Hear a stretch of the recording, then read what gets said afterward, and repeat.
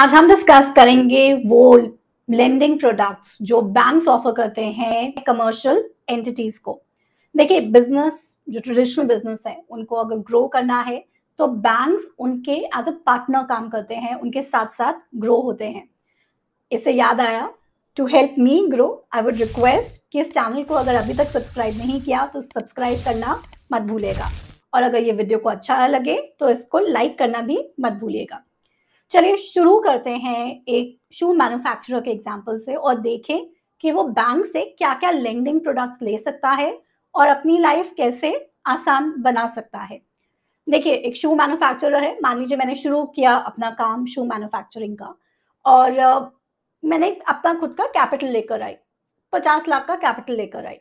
उस 50 लाख के कैपिटल से मैं क्या करूंगी? पहली चीज तो अगर मुझे मैन्युफैक्चरिंग यूनिट बनाना है तो मुझे फैक्ट्री के लिए प्रीमाइसेस चाहिए होगा, लैंड चाहिए होगा, बिल्डिंग चाहिए होगी। तो मान लीजिए मैंने एक बिल्डिंग जो है लॉन्ग टर्म लीज पे खरीद ली और उसमें मेरा 30 लाख चला गया 50 लाख में से। अब बचा 20 लाख रुपए, उसमें से 10 लाख का मैंने प्लांट एंड मशीनरी खरीद लिया, थोड़ा बहुत जो कस्टमाइजेशन कराना था बिल्डिंग में वो सब चीजें करा ली। अब मेरे पास बचे 10 लाख रुपए। उन 10 लाख रुपए से वो मेरा कैश हो गया ऑपरेटिंग साइकिल को स्टार्ट करने के लिए। उन 10 लाख रुपए में से मैंने सबसे पहले रॉ मटेरियल खरीदा। जूते बनाने के लिए आपको लेदर चाहिए होगा, लेसेस चाहिए होंगे, जो भी चीजें चाहिए वो मैंने रॉ मटेरियल खरीदा 5 लाख रुपए का। उसके बाद मैंने इस रॉ मटेरियल को कन्वर्ट किया फिनिश गुड्स में। फिनिश गुड्स को कन्वर्ट करने के अंदर मेरे अनदर मान लीजिए 3 लाख रुपए निकल गए, जिसके अंदर मेरे वर्कर्स का खर्चा था, मेरा इलेक्ट्रिसिटी वगैरह का था, और बाकी जो डेली बिजनेस के खर्चे होते हैं, डायरेक्ट खर्चे होते हैं। उसके बाद मैं गई मार्केट में बेचने के लिए। जब मैं बेचने के लिए गई तो उस समय होलसेलर ने बोला ठीक है, बढ़िया जूते हैं, खरीद लेते हैं, लेकिन मैं ये उधारी पे खरीदूंगा, मैं आपको राइट अवे कैश नहीं दूंगा। मैंने अपना सारा माल, बिजनेसमैन ने अपना सारा माल होलसेलर को बेच दिया और होलसेलर ने बोला मैं आपको पेमेंट 30 डेज के बाद करूंगा। अब बिजनेसमैन ने प्रीमाइसेस सेटअप किए हैं, बिजनेस सेटअप किया, घर पे तो बैठ नहीं सकता, और कंगाल भी नहीं आप कह सकते क्योंकि उसके पास एसेट्स तो बहुत है। ओनली प्रॉब्लम इज कि उसका जो पैसा है वो अटक गया है। कहां पर अटका है? इस केस में, इस एग्जांपल में, डेटर्स के पास। मतलब जो पैसा उसने बायर को दिया है, जो सामान बेचा है, बायर से उसका पैसा आएगा। हो सकता था ये जो सामान है उसका फिनिश गुड्स में अटक जाता अगर उसकी सेल नहीं होती तो बैंक्स जो एक सबसे कॉमन प्रोडक्ट और सबसे पहले प्रोडक्ट्स ऑफर करते हैं बिजनेसमैन को, वो होता है cash credit limit, CC limits. CC limits में हम जो भी बिजनेसमैन है, सबसे पहले तो रिक्वायरमेंट देखते हैं कि उसका वर्किंग कैपिटल का गैप कितना बनता है, कितना रिक्वायरमेंट है फाइनेंस करने का, कितना लोन बैंक उनको दे अपने बिजनेस को स्मूथली रन करने के लिए। हमेशा याद रखिएगा, बैंक्स की पूरी कोशिश होती है कि वो वर्किंग कैपिटल फाइनेंस करते वक्त बिजनेसमैन को जस्ट इनफ पैसा दे, मतलब जितना चाहिए उतना ही दे। तभी एस्टिमेशन ऑफ वर्किंग कैपिटल एक साइंस है, एक आर्ट है, जो बैंक्स उसमें बहुत से फॉर्मूलाज, ऑपरेटिंग साइकिल मेथड, हमारा नेट वर्किंग कैपिटल मेथड और बहुत से मेथड्स यूज करते हैं। टंडन कमेटी रिपोर्ट आई हुई है कि हम कैसे एस्टिमेट लगाएं वर्किंग कैपिटल रिक्वायरमेंट का एक बिजनेसमैन के लिए। जस्ट एडिक्वेट क्यों जरूरी है? अगर हमने उसको अंडर फंडिंग की, बिजनेसमैन को जितना चाहिए था पैसा अपने वर्किंग ऑपरेटिंग साइकिल को स्मूथली चलाने के लिए, उतना पैसा हमने उसको नहीं दिया, उससे कम दिया पैसा, उस केस में जो बिजनेसमैन है उसका बिजनेस स्मूथली नहीं चलेगा, अटकेगा, कैश फ्लो की प्रॉब्लम्स आएगी और उसकी वजह से उसका बिजनेस ठप भी पड़ सकता है, जो बैंक कभी नहीं चाहता कि किसी बिजनेसमैन का जिसको उन्होंने लोन दिया है उसका बिजनेस बैडली सफर हो। अगर बैंक ज्यादा लिमिट दे देता है, ज्यादा लोन दे देता है, तो दो चीजें हो सकती है। पहली चीज, जो बिजनेसमैन है वो से इन्वेंट्री ज्यादा खरीद ले या फिर अनप्रोडक्टिव चीजों में, जिससे उसका प्रॉफिटेबिलिटी बैडली इफेक्ट होगा, या उसके पास कैश आकर अकाउंट में पड़ा रहेगा, करंट अकाउंट या सीसी लिमिट अकाउंट्स में आपको कैश पे इंटरेस्ट तो मिलता नहीं है, तो वो प्रॉफिटेबिलिटी हर्ट करेगा। दूसरी चीज, फ्रॉम द बैंक्स पर्सपेक्टिव, अगर हम कभी भी ओवर फंडिंग कर दें किसी भी बिजनेसमैन को, तो अक्सर देखा गया है और ये बैंकर्स बार बार बोलते हैं कि डाइवर्जन ऑफ फंड्स होता है। मतलब जितनी रिक्वायरमेंट थी उससे ज़्यादा उनको पता है कि उनके पास लोन है बैंक से, तो वो हो सकता है अननेसेसरी रिस्क लें या लैंड पार्सल्स में कई बार इन्वेस्ट कर दें या फिर कोई ऐसा प्रोडक्ट बनाने लगे जिसका क्रेडिट अप्रेजल बैंक ने नहीं किया है, जिस पर्पस के लिए बैंक ने लोन नहीं दिया है। ये सब चीज़ों को एस्टैब्लिश करके ही वर्किंग कैपिटल की लिमिट दी जाती है। इसके लिए जैसे मैंने अभी बताया, एक जो प्रोडक्ट जो बैंक सबसे ज़्यादा यूज़ करते हैं that is CC limit, cash credit limit. ये क्या है? हम एस्टिमेट करते हैं वर्किंग कैपिटल कस्टमर की रिक्वायरमेंट कितनी है, एस्टिमेट कितना बनता है, उस हिसाब से हम उनकी लिमिट डाल देंगे। लिमिट मतलब जो सीसी अकाउंट है, कैश क्रेडिट अकाउंट है, वो उतनी अमाउंट से नेगेटिव में मतलब माइनस में जा सकता है। और जो शू मैन्युफैक्चरर है इस केस में फॉर एग्जांपल, उसका जब डेटर से पैसा आएगा, वो इसी अकाउंट में आएगा और अकाउंट नेगेटिव से पॉजिटिव में चला जाएगा, पॉजिटिव बैलेंस हो जाएगा और बैंक का भी पैसा सर्कुलेट होता रहता है, उसको वापस मिल जाएगा। इस अकाउंट में इंटरेस्ट की बात करते हैं तो इंटरेस्ट जो है वो बैंक चार्ज करता है उन दिनों के लिए जिन दिन अकाउंट नेगेटिव में रहा, माइनस बैलेंस रहा। जिस दिन पॉजिटिव बैलेंस है उसके लिए बैंक इंटरेस्ट चार्ज नहीं करता। सेकेंड तरह का प्रोडक्ट है जो बैंक्स बहुत कॉमनली ऑफर करते हैं, उन्हें कहा जाता है demand loan. Demand loan generally seasonal businesses में यूज होता है। फॉर एग्जाम्पल मान लीजिए एक क्रैकर मैन्युफैक्चरर है जो पटाखे बनाता है, उसको पूरे साल में बैंक से सीसी लिमिट ये सब नहीं चाहिए, लेकिन उसको जब दिवाली आने वाली होती है उसे 1 महीना 2 महीना पहले फाइनेंस का सपोर्ट चाहिए होगा। वो क्रेडिट पे लेकर अपना माल तैयार करेगा और दिवाली वाले दिन या दिवाली से 1 दिन पहले उसका कैश फ्लोज आएंगे और वो बैंक को पैसा वापस कर सकता है। तो जो डिमांड लोन होता है, working capital demand loan specifically, उसके केस में बैंक्स जो लोन देते हैं वो महीना 2 महीना 3 महीने के हिसाब से देते हैं, पूरा अमाउंट डिसबर्स कर देते हैं और कस्टमर के पास जब पैसा आता है वो बैंक का पैसा वापस कर देता है। थर्ड तरह का प्रोडक्ट जो बैंक्स ऑफर करते हैं उनको कहा जाता है बिल डिस्काउंटिंग। देखिए इस केस में मैंने आपको एग्जांपल दिया कि जो होलसेलर है उसने जूते खरीदे और बोला कि पैसे मैं 30 दिन के बाद दूंगा। अब ये शू मैन्युफैक्चरर नया नया बिजनेसमैन है बट इतना भी रुकी नहीं है, राइट? तो ये उस होलसेलर को बोलेगा कि भाई आप बोल रहे हो कि आप 30 डेज के बाद दोगे, उसके बदले में आप मुझे हुंडी काट दो। हिंदुस्तान में, इंडिया में वर्ड हुंडी यूज होती है, लेकिन हम उसको बैंकिंग भाषा में बिल ऑफ एक्सचेंज बोलते हैं।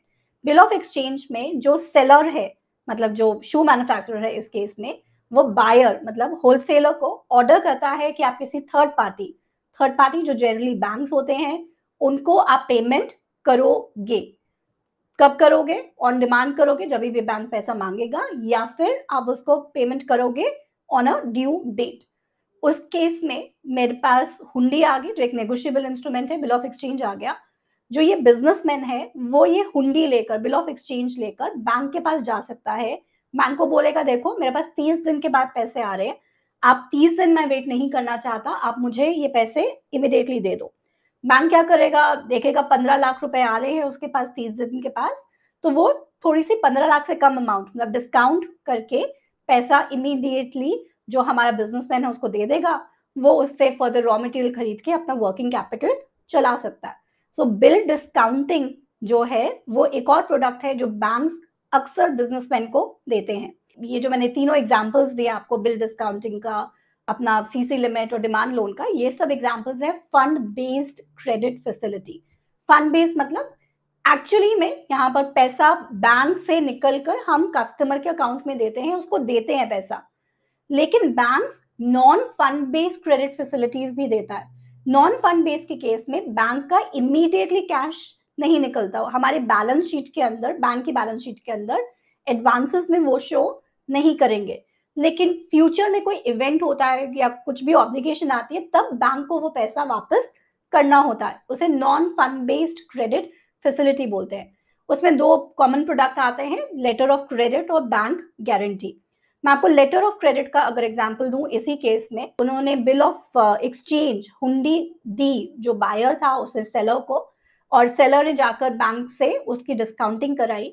उसके केस में एक चीज हमेशा याद रखनी है कि बिल डिस्काउंटिंग के केस में जो क्रेडिट रिस्क है बायर का, मतलब जो होलसेलर का क्रेडिट रिस्क है, अगर वो डिफॉल्ट में आ गया, टाइम पर नहीं दिया, वो रिस्क सेलर के पास ही रहता है। वो सेलर से बैंक पे शिफ्ट नहीं होता एक नॉर्मल हुंडी के केस में, एक बिल ऑफ एक्सचेंज डिस्काउंटिंग के केस में। बैंक अपना पैसा सेलर से ही रिकवर करेगा। बैंक जब बिल डिस्काउंटिंग करता है तो जो सेलर है उसकी अगर कोई लिमिट चल रही है उसके अंदर सब लिमिट बनाकर वो पैसा देगा। अगर उसके अंदर लिमिट नहीं चल रही है तो वो एफडी या कुछ लेकर उसके अगेंस्ट फिर बिल डिस्काउंटिंग करता है। लेकिन अगर मान लीजिए जो सेलर है वो बायर के ऊपर क्रेडिट रिस्क नहीं लेना चाहता, बायर नया है, मैं नया हूं, या दोनों अलग अलग शहरों में है, अलग अलग देशों में है, एक दूसरे पे विश्वास नहीं करते, उसके केस में जो बायर है वो एप्लीकेंट बनता है। वो जाता है अपने बैंक के पास, अपने बैंक को बोलता है कि आप मुझे एक डॉक्यूमेंट, एक प्रोडक्ट जिसे कहते हैं लेटर ऑफ क्रेडिट या फिर डॉक्यूमेंट्री क्रेडिट, वो आप मेरा इशू कीजिए। जो एप्लीकेंट का, बायर का बैंक है, वो देखेगा कि भाई बायर जो है उसकी कोई लिमिट चल रही है, उसके अंदर सब लिमिट, या फिर बायर से कोई सिक्योरिटी लेकर लेटर ऑफ क्रेडिट इशू कर देगा। लेटर ऑफ क्रेडिट एक इंस्ट्रूमेंट है जिसके अंदर बैंक बोलता है कि मैं आपको पैसा दूंगा। मतलब जो सेलर को पैसा है, इस केस में बायर से नहीं आ रहा, ये पैसा हमारे किसी भी बैंक से आ रहा है जिसने लेटर ऑफ क्रेडिट इशू किया है। तो बैंक्स जनरली क्रेडिट वर्दीनेस बहुत बहुत बेटर होती है किसी भी बायर से, तो वो जो लेटर ऑफ क्रेडिट है उसके बेसिस पर कि मुझे ये XYZ बैंक पैसे दे रहा है, उसके बेसिस पर जो सेलर है वो बिना टेंशन के जो माल है, अपना जो सामान है, वो बायर को दे सकता है। और ड्यू डेट पर या फिर जैसे भी पेमेंट है जिस टाइम पर होनी है, डिलीवरी के बाद होनी है, कैसे होनी है, वो लेटर ऑफ क्रेडिट में सब में लिखा रहेगा। कॉन्ट्रैक्ट के हिसाब से जब कॉन्ट्रैक्ट पूरा हो जाएगा उसके हिसाब से फिर बैंक जो है वो सेलर को पैसा दे देगा। जो सेलर है वो अपना जो लेटर ऑफ क्रेडिट अगर इशूड है उसके अगेंस्ट जाकर भी अपने बैंक से इमीडिएट फाइनेंस भी ले सकता है। उसके अलावा अब इस केस में रॉ मटेरियल जो हमारे बिजनेसमैन ने खरीदा 5 लाख रुपए का, वो रॉ मटेरियल उन्होंने डायरेक्टली कैश देकर खरीदा। बट मान लीजिए उनको कैश नहीं देना था, वो चाह रहे थे कि वो जो पैसा है वो थोड़ी देर के बाद करें, और जो रॉ मटेरियल का सप्लायर था उसने बोला कि भाई मैं तो तुम पे विश्वास नहीं करता, क्या पैसा, अभी भी नया नया बिजनेस शुरू किया है, तुम्हारा पैसा डूब गया। तो उसके केस में जो बिजनेसमैन है वो जा सकता है बैंक के पास और बैंक गारंटी ले सकता है। अगर वो बैंक से गारंटी लेता है तो इसका मतलब है बैंक सप्लायर को बोलेगा कि आप इनको सामान सप्लाई कर दो। अगर आपको बाय चांस ये जो बिजनेसमैन है, शू मैन्युफैक्चरर है, ये पैसे नहीं दे पाता तो मैं आपको पैसे दूंगा। सो लेटर ऑफ क्रेडिट और जो हमारी बैंक गारंटी है उसमें डिफरेंस ये हो गया, लेटर ऑफ क्रेडिट के अंदर बैंक पैसा खुद देता है और बैंक गारंटी में बोलता है कि अगर बायर पैसा नहीं दे पाया तब मैं आपको पैसा दूंगा। ये non fund based credit facility हो गई। इसी के अंदर फर्दर और कैटेगरीज आती हैं। अगर मान लीजिए हमारा ये जो बिजनेसमैन है, मेरे को एक्सपैंड करना है और वो थोड़ी सी और मशीनरी खरीदना चाहता है, तो मशीनरी के केस में शॉर्ट टर्म जो अपने सोर्सेस ऑफ फंड है, working capital finance, CC limit वगैरह, जनरली उससे फंडिंग नहीं होती। उसके केस में वो बैंक के पास जाएगा और बैंक जनरली टर्म लोन देते हैं। टर्म लोन्स वो लोन्स हैं जो फिक्स्ड एसेट्स खरीदने के लिए बैंक्स कस्टमर्स को देते हैं। उसके केस में बैंक डिसबर्स करेगा पैसा, जो भी बिजनेसमैन है मशीनरी खरीदेगा, और फिर ईएमआई के फॉर्म में, इक्वेटेड मंथली इंस्टॉलमेंट के फॉर्म पे बैंक को बिजनेसमैन पैसा देगा। सो ये ब्रीफली हो गया लेंडिंग प्रोडक्ट्स जो बैंक हैं वो हमारी कमर्शियल एंटिटीज को दे सकते हैं। आई होप आपको मेरा आज का वीडियो यूजफुल लगा होगा, काम का लगा होगा। अगर हाँ तो रिक्वेस्ट है इस वीडियो को लाइक करना मत भूलिएगा। रिक्वेस्ट है सब्सक्राइब टू माय चैनल ताकि आपको अपडेट मिलता रहे of various product and services that we offer to our customers. Thank you so much.